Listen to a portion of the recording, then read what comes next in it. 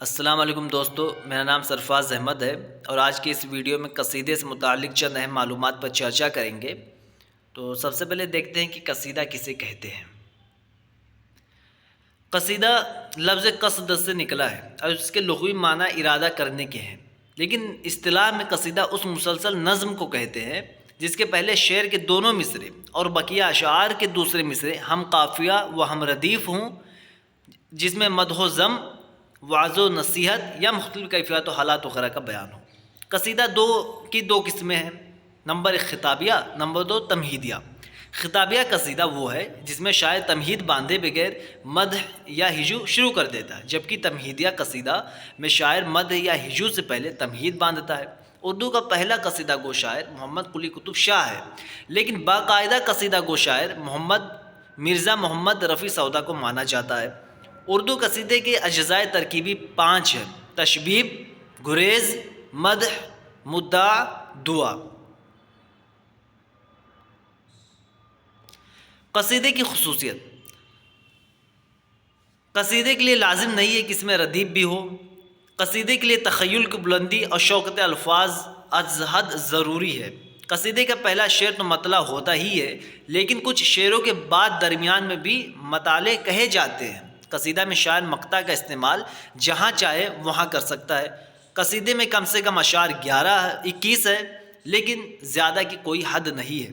زندوں کی تعریف کو قصیدہ کہتے ہیں، مردوں کی تعریف کو جس میں تعصب اور افسوس بھی شامل ہوتا ہے مرثیہ کہتے ہیں۔ یا قول حالی کا ہے جو کہ انہوں نے مقدمہ شعر و شاعری میں لکھا ہے۔ مرزا محمد رفیع سودا، ان کا اصل نام مرزا محمد رفیع ہے، تخلص سودا۔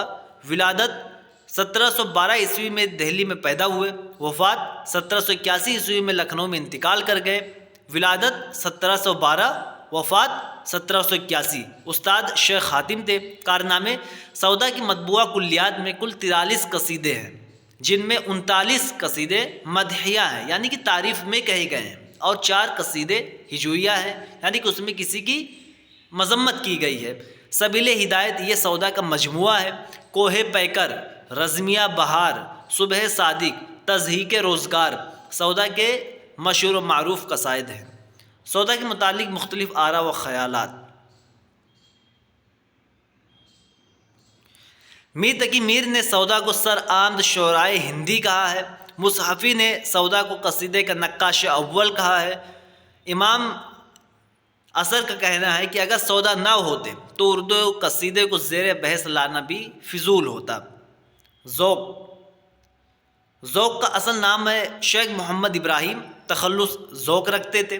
ولادت 1789 عیسوی میں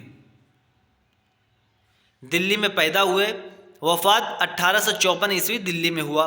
ولادت 1789، وفات 1854۔ استاد شیخ محمد رمضان، شاگرد محمد بہادر شاہ ظفر۔ خطاب خاقانی ہند، اس خطاب کو اکبر شاہ ثانی نے دیا تھا۔ ملک الشعراء، یہ خطاب بہادر شاہ ظفر نے دیا تھا۔ کارنامے: ڈاکٹر سر شاہ محمد سلیمان کے مطابق ذوق کے قصیدوں کی کل تعداد 30 ہے۔ ان کے تمام قصیدے اکبر شاہ ثانی اور بہادر شاہ ظفر کے مدح میں ہیں، سوائے ایک قصیدے کے جو ایک بزرگ سید عاشق نہال چشتی کے مدح میں ہے۔ محسن کاکوری، ان کا اصل نام محمد محسن ہے، تخلص محسن۔ ولادت 1827، کاکوری میں پیدا ہوئے، وفات 1905۔ ولادت 1837، وفات 1905۔